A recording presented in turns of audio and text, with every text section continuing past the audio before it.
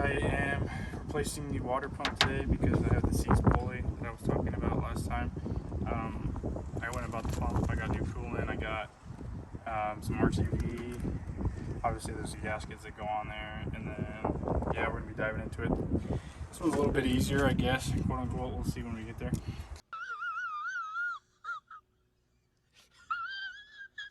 But first you have to drain the coolant because you're going to be pulling off the water pump. So what I did was I went under the driver's side. It's kind of hard to get a video of it, but went under the driver's side where the radiator sits, and there's this Phillips head screw plug that you put under there.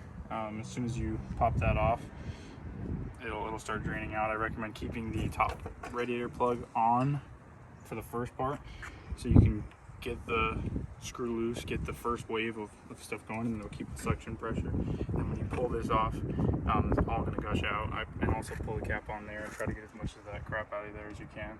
I got a turkey baster to get as much of that out, also for the oil pump when we do that. But now that you have it drained, the next step is to take off the intake. I loosened the clip here, right here by the MAF. So I didn't really feel like taking the box off or unplugging the MAF or anything like that, so I just didn't. There's a bolt here on top of the fan shroud. It's a Phillips head or a 10 mil. And there's a bolt here. It's another 10 mil, not a Phillips head. There's a flat head here that connects to the throttle body. You pull that off, and then this thing should lift. Oh, forgot there's two hoses here, just clamps. They slide back. You pull the hoses out, and then this intake manifold will come off. And then we'll move on to the next part. All right, so when you pull the intake piping off, you're left with obviously your two hoses here. I recommend, I'm going to do that, I haven't done it yet. I recommend putting either a rag or a towel in the MAF area and where the throttle body goes, so you don't get any dust, coolant, or whatever, anything in there, because that's not where you want any sort of dust. The next step would be to take off the fan shroud, and then to get to the fan shroud, you have to take off this radiator piping. Be careful with these. These are all your emissions wires. If you tear them, rip them, or whatever, you're going to be having a lot more issues, passing smog or whatever. But the two bolts to take off the fan shroud are right here. Unfortunately, mine's broken on this side, but I have it right here. They're 10 mil, same thing. They also have a Phillips head. So when you get that, this will come loose, and then you pop this off, and you should be able to lift. Essentially, should be able to lift it straight up. All right, so got the top half of the shroud off, and you look down, and this will still be in place if you don't unbolt these. And then there's this plastic shroud piece right here, like the under shroud, and there's one 10 millimeter bolt that goes on this side. If you want to come over here and look at this, right in that little socket right there, that's where the 10 mil goes, and it holds that other bracket in place. That will prevent you from getting your wire out if it's tucked the wrong way. Unfortunately, whoever had this before me didn't even have theirs plugged in, so it was a waste of space. But I'm gonna check that out and try to replug it in back later, and I'll show you where it goes. But essentially, it's in a harness under there. So,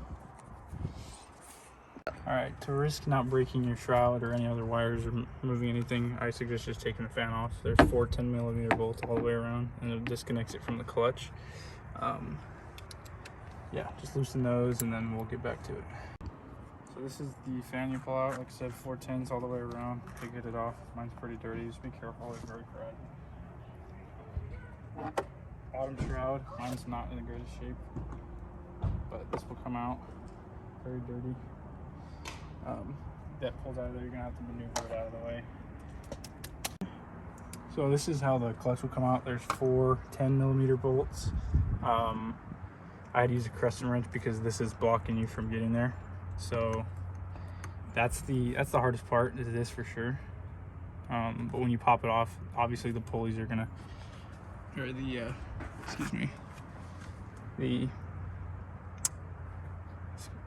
the belts are gonna come right off. So when you pull this, careful with your tension here. You don't want to like snap or anything. But that's gonna be your pulley wheel. This is the, oh yeah, that's these. Woo. That's how it is. So that's your pulley wheel. I can clean that up, get some of that grease off, so that way the wheels aren't cutting into it. But yeah, that's your clutch and the wheel. All right, so after the clutch was off, obviously one of the studs was, hard to back out, but when you buy a new pump, you get new studs. So that's the worst of my worries. What's leaking? It is leaking from the top. I already like broke all these bolts. Wow, it's leaking pretty good actually. I did take the I broke all the bolts and everything, and then I took obviously the belt off because you have to get to the belt. It looks like that. And then, like I said, I broke all the bolts, so it is leaking out of the seal right now, which is, you know, annoying.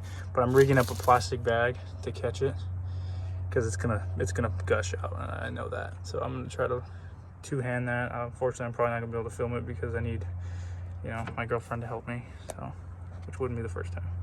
So, all right. This looks really, really bad. It leads me to believe almost a head gasket issue. Because I don't even want to touch it, to be honest. I mean, it's got oil, looks like. I don't know. It almost looks like pieces of this gasket.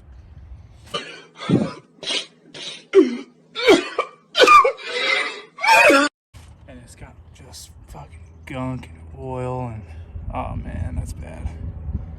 So, and it's everywhere now. Everywhere.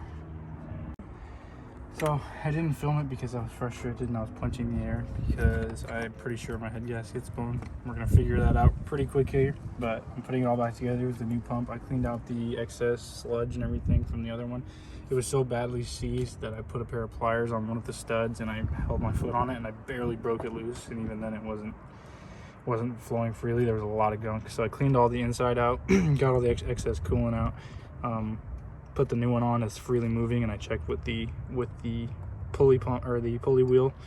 I added some belt conditioner to the belt because I do plan on changing it eventually. I just didn't really want to do it this time because it's been a lot of money in the pump and everything. But clutch is back on, everything's back on going.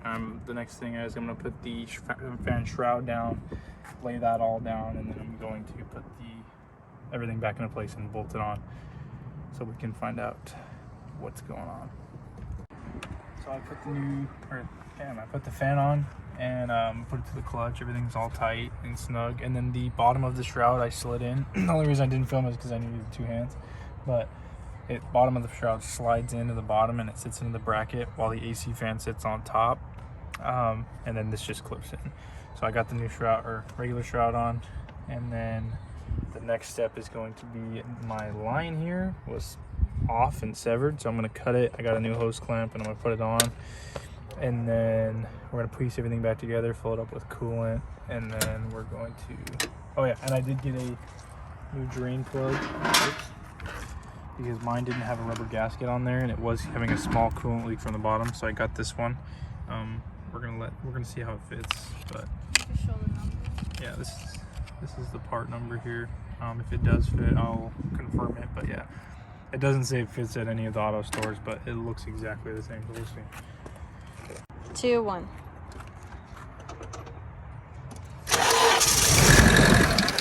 It's smoky. It's coming out.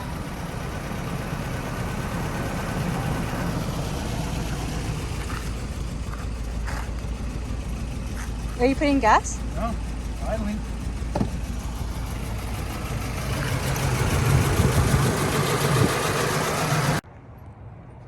Yeah.